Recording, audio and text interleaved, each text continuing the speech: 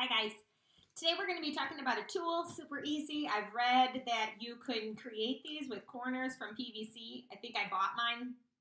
Um, these are great tools for early literacy, for learning how to listen to yourself read, for comprehension. So here's how I would do it.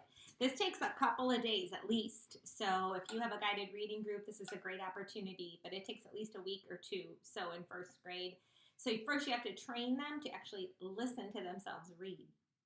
So the way this might look is day one, they read one page, they pause, they retell you what they read, and you talk about that. And then they read it a second time.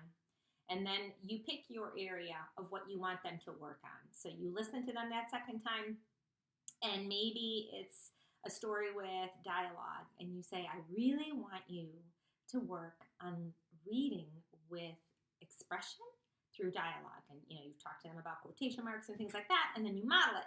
It should sound like this. And then you model it, and then they practice reading that page again, listening to themselves for that one thing. Whatever it is, it could be phrasing, intonation, if it's informational text, stopping at a period, or whatever the skill is. And there are lists of reading skills that you can use. Pick one, model it, have them practice it. And then you ask them after they do it again, after you model it and they do it again, do you think you did that? How do you think you did? Listen to it again. And so they may have to read it a few times. And then that's the skill you have them practicing listening for in themselves. And then you can even say after a day or two of doing that, is there a spot in this book where you really did a good job practicing reading with expression when you were reading quotation marks? And they can show it to you. And that kind of then puts the onus on them. Where was the spot that they did this well? Why do they think they did it well? That kind of a thing. You can also use these for writing. Kind of the same thing. You pick an area in their writing. Let's say they don't use any periods and they have a whole section with no periods. And you say, I want you to read this part of your writing, and you have them read that section, and they read it, and you teach them to listen to themselves.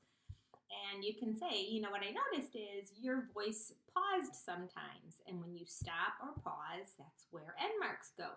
Do you have any end marks? And let them see. No, I don't have any end marks. So I want you to listen to yourself and see if you can raise your hand when you hear yourself in a natural way pause or stop. And usually they do. Not always, but usually a large majority of times they will pause where there's supposed to be a period. And then if they raise their hand, or you kind of can ask them, did you hear where you might have stopped, and let them, it's going to take them a second to reread those few lines and see if they can find where they stopped or paused, and that's where the period goes, and then you can add the uppercase. So what you're going to then have is one specific thing that they're working on when they're listening to their story.